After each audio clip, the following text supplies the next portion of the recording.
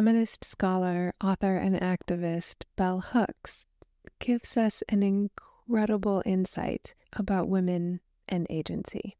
She says if any female feels she needs anything beyond herself to legitimate and validate her existence, she is already giving away her power to be self-defining, giving away her agency. This quote starts off part 2 of our episode about healthy creative ambition.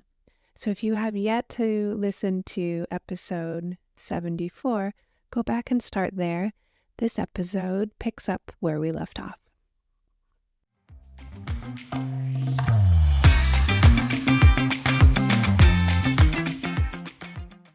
Welcome to the Modern Creative Woman podcast. This is for women who want to elevate their creativity and start applying creative thinking in their everyday life.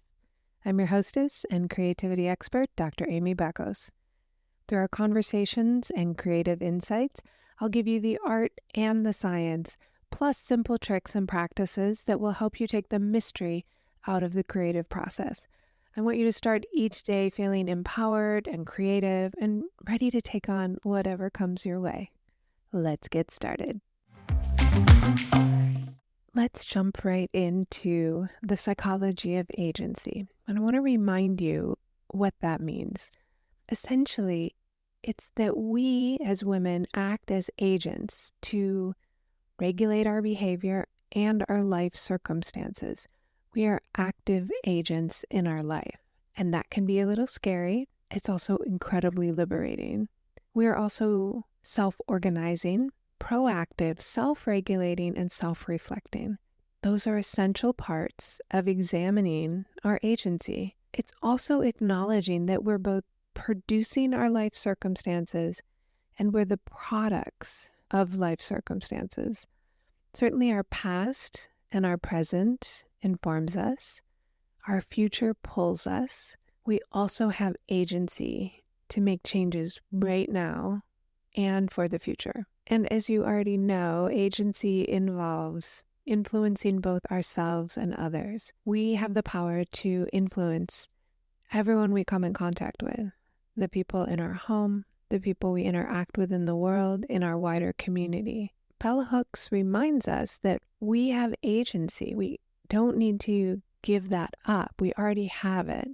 Anytime that we start to disparage ourselves or engage in negative self-talk, ruminate through the I'm not good enough story, the imposter syndrome story, anytime we do that, we're pushing away our agency. Those are thoughts that come to us through society. We learned them, we repeated them, but we can be creative thinkers, relate to those thoughts differently, and focus on thoughts that give us a reminder of our agency. What I mean by that is the sense of control that you feel in your life, your capacity to influence your own thoughts and behaviors. It's taking full account for that and full responsibility for that. And it also includes developing, strengthening, and constantly reinforcing your own faith, your faith in your ability to handle whatever comes your way, that you can handle a wide range of tasks,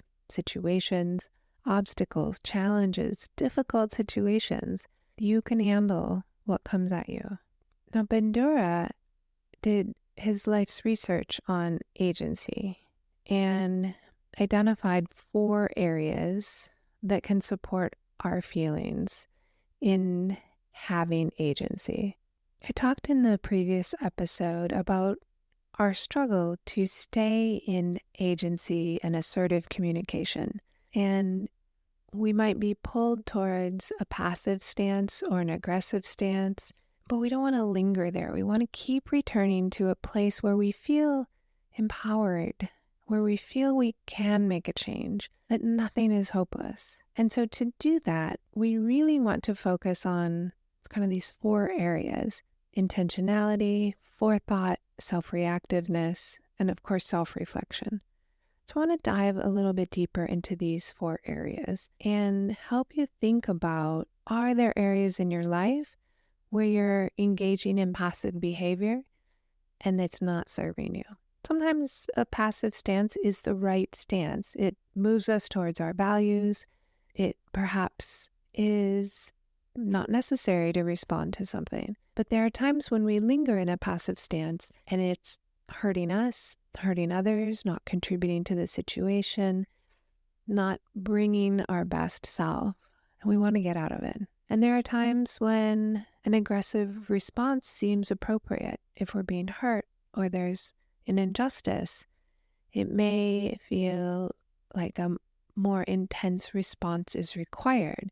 However, we don't want to live there. We don't want to linger there all the time. We want to be in an assertive stance where we can move towards our values, protect our boundaries, and live the life we want and support the people that we love. So the first way that we can truly gather some agency is intentionality. And that's making a proactive commitment to take action to really change your life or your environment. When I began working with my happiness psychologist, she asked me to commit with great intention to focus on happiness. That was my daily goal, and we did that in all kinds of ways. But I set the intention that I wanted to look for happiness. That intentionality allowed me to focus on my happiness, and it let me focus less on the stress or the challenges that I was going through. That I could be happy even though those other things were happening. Focusing in that direction for me, that intentionality, allowed me to handle my challenges with so much more grace and so much more flexibility. So I took that intention and it completely changed how I interacted in the world. You may have an intention to be a more patient parent, a mother who supports her children with healthy boundaries and teaching them how to be assertive. And that's an incredible place to begin. It starts with you teaching yourself to have intentionality and then passing it on to your children. You can create affirmations for yourself that you repeat to your children. My mom used to always say, let's be healthy, wealthy, and wise as a wish for ourselves. And she would say every time I left and when I was learning to drive, she would say, have fun, be safe, be kind. Those intentions that she gave me as I was leaving in the car really helped. So my goal was to have fun, but also be safe and be kind. And she was talking about being kind to myself and being kind to my friends. Your intentions start the moment you wake up. My first intention is today's the happiest day of my life. My second is gratitude. I say thank you, thank you, thank you.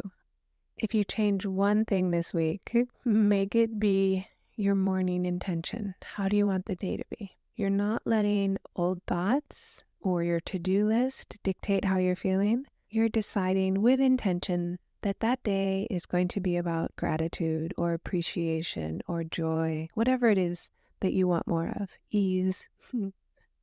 You choose to act with intention and you take control of your attitude. It's incredible. The second pillar or helper of agency is your own forethought. Forethought helps you visualize the future and set goals for yourself. Your vibrant vision. If you have yet to do the vibrant vision workshop, you can find the link in the show notes. It's an incredible process, and once you learn it, you can use it over and over and over again.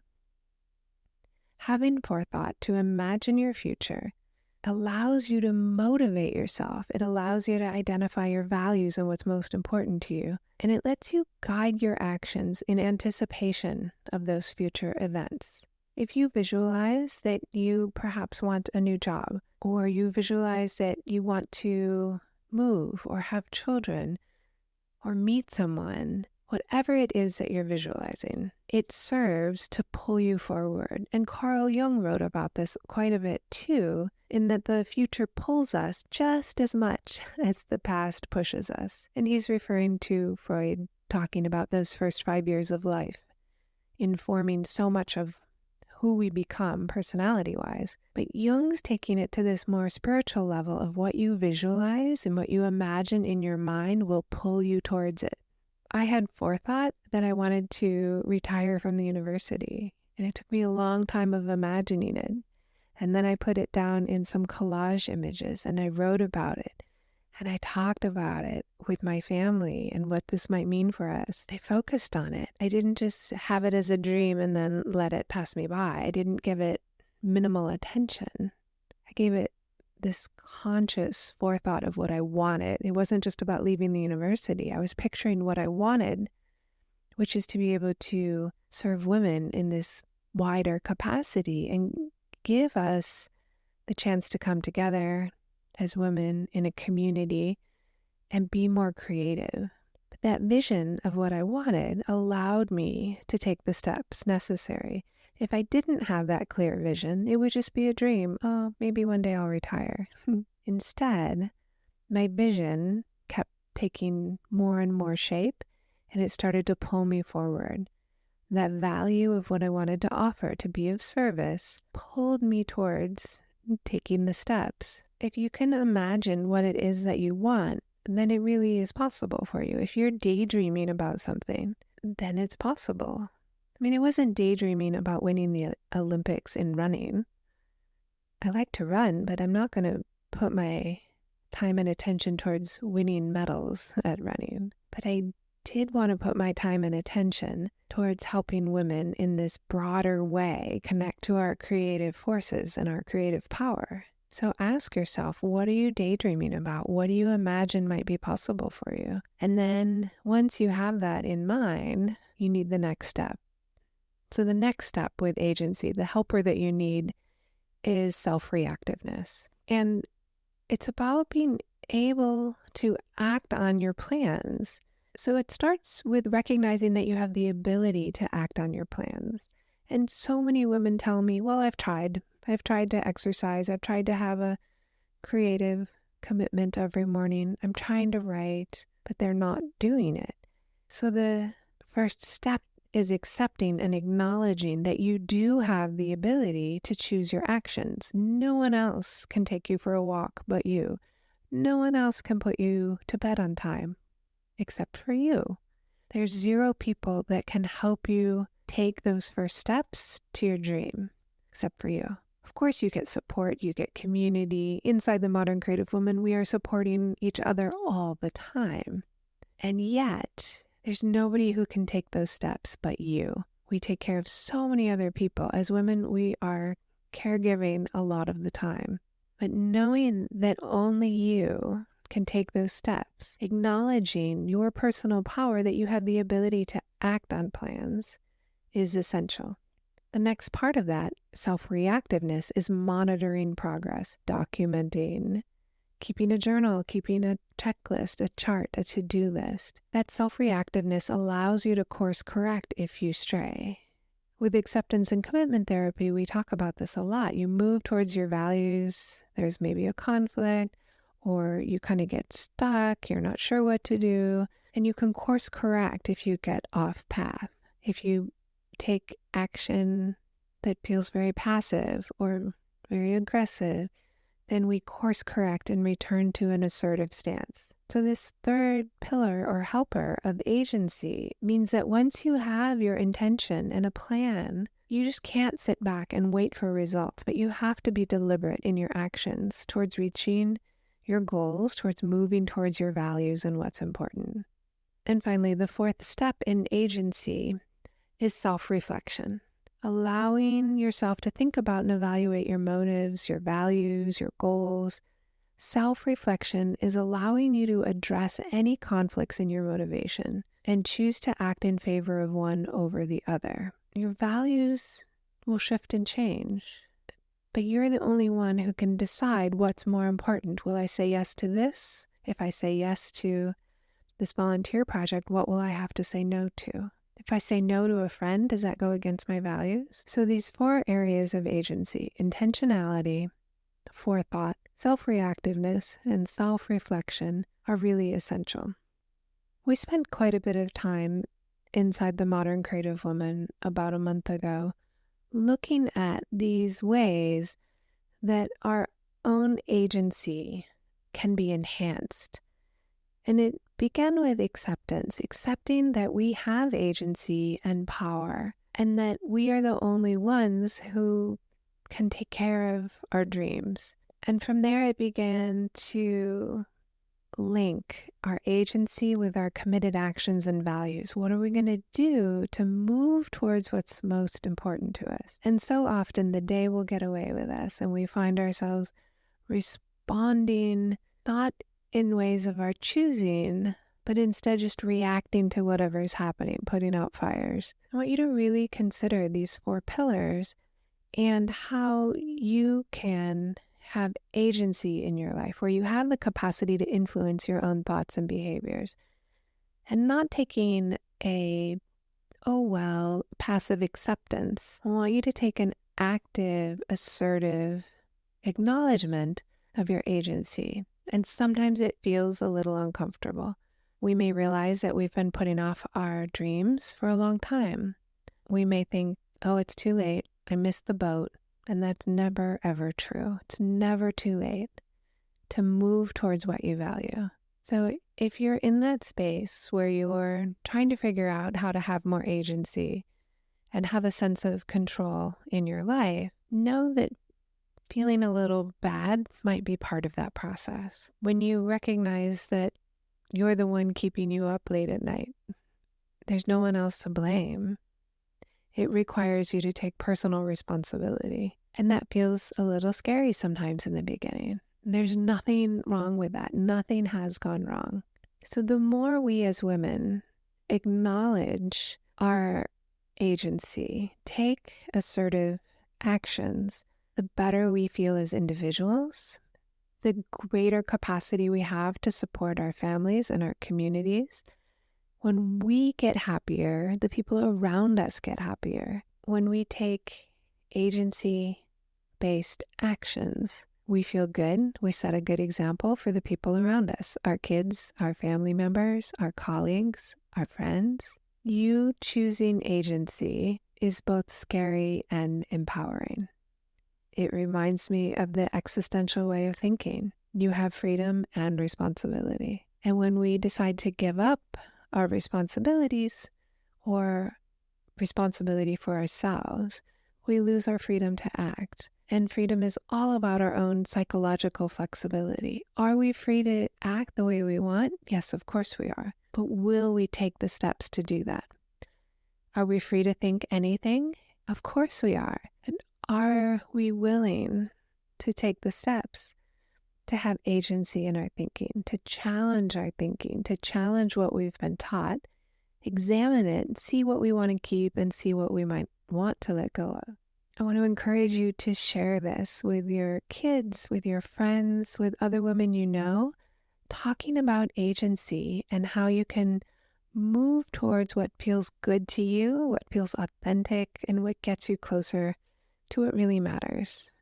Have a wonderful rest of your week. Now that you know about how to use your creativity, what will you create? Want more? Subscribe to the Modern Creative Woman digital magazine. It's absolutely free and it comes out once a month. And I know you can get a lot out of the podcast and the digital magazine. Yet when you're ready to take it to the next level, I want you to know you have options inside the membership. And if you're interested in a private consultation, please feel free to book a call with me. Even if you just have some questions, go ahead and book a call. My contact is in the show notes, and you can always message me on Instagram. Do come find me and the Modern Creative Woman on Instagram, Facebook, and Pinterest at Dr. Amy Bacos. If you like what you're hearing on the Modern Creative Woman podcast, I want to give you the scoop on how you can support the podcast. You can be an ambassador and share the podcast link with 3 of your friends. You can be a community supporter by leaving a 5-star review if you think it's worth the 5 stars. And you can become a gold star supporter for as little as $3 a month. All those links are in the show notes. Remember to grab your free copy of the 21-Day Gratitude Challenge. The link is in the show notes, and you can find it at moderncreativewoman.com. Have a wonderful week, and I cannot wait to talk with you in the next episode.